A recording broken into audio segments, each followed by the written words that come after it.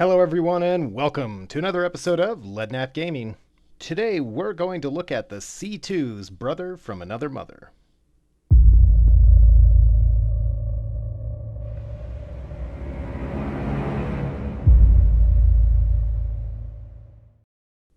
So, in a video a while back, I mentioned that the Starfarer is the same ship as the Hercules Starlifter, which seemed to go unnoticed. What I'm going to show you today will not only change the way you look at the Starfarer, but also the Starlifter, and give you a neat way to check out everyone's favorite current most anticipated ship in the verse today. So let's take a look at the beautiful lines of our dear Starlifter, shall we? What can we say are the really defining characteristics of this amazing concept? Central cargo bay, bridge on the nose that juts out and above, engines to the side of the main fuselage, that big ram scoop up on top, and these twin trailing tails. Now take a look at the Starfarer. Interesting, right? See, the only external difference between the two ships is one mounts its engines on top of the wings and the other slings them under. And here you thought I was just running on the presumption that the names both started with star. But wait, there's more.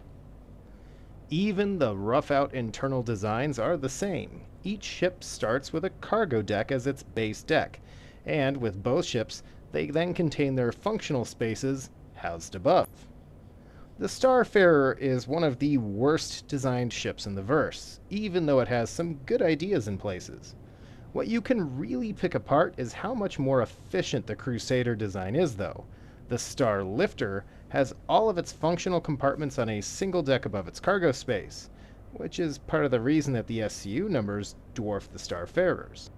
Now, the Farer has two whole decks crammed above that cargo deck, though, keep in mind, this is where the two do begin to split from being twins. Most of this, though, is crowded forward of the cargo bay. Part of this has to do with CIG's changing design ideas. See, the Starfarer was built when the designers thought about making FPS levels. Clearing a Starfarer would suck. It's a maze that even new owners struggle to find their way around. The Starlifter, on the other hand, in part because it was even less glamorous when concepted originally, makes more sense because CIG now designs ships like they were designing them to be functional as, well, ships.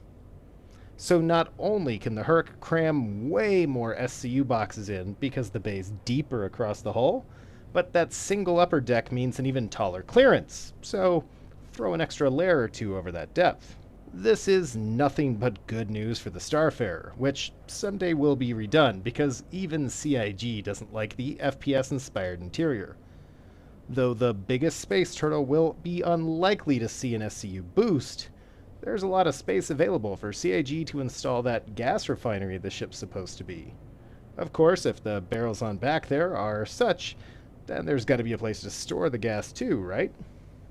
Better crew berths, a more logical engineering, and a more straightforward navigation to the escape pods and bridge are all in the cards. All that speculation is fun, and I do have some really cool ideas for another day on that topic. But what about today? I did mention that this brother from another mother could give us a look at the Hercules Starlifter before 313 goes live. This is again because they're twins. If you want to have an idea of just how big the C2 really is, walk around the outside of a Starfarer.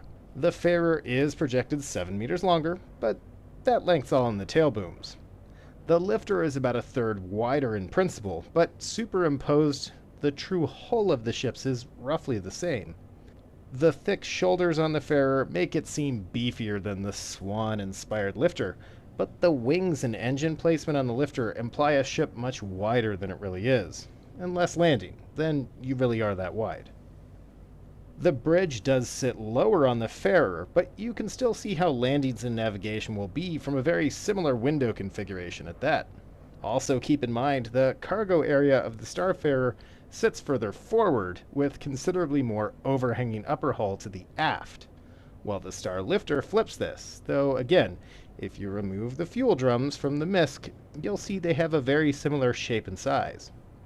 Also, one of my favorite views of all time, loading up this cargo bay on the fair will give you a relative idea of how tall the bay is on the lifter. I love that view because you really see the boxes, something the cat always seems to hide from you with its configuration. Sure, the interior language is radically different, and you won't get a feel for how narrow those hangars are going to feel with the Crusader just yet. PTU for 313 hasn't even begun though, and chances are good the Hercs won't be in the initial 0 patch.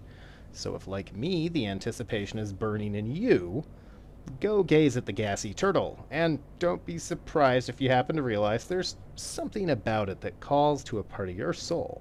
Let me know in the comments down below what you think about that big misc ship. Do you see the similarities? What sorts of changes do you want to see on that one, and maybe I'm crazy. Reminder, we're only a few hundred subs away from the 7,500 threshold for the Squadron 82 Leads Legion, my Patreon patrons, to vote on what ship will be the 10k sub giveaway. Will it be an A2? Sign up today if you want a voice in the choice, and make sure you're subscribed and commenting for your chance to win.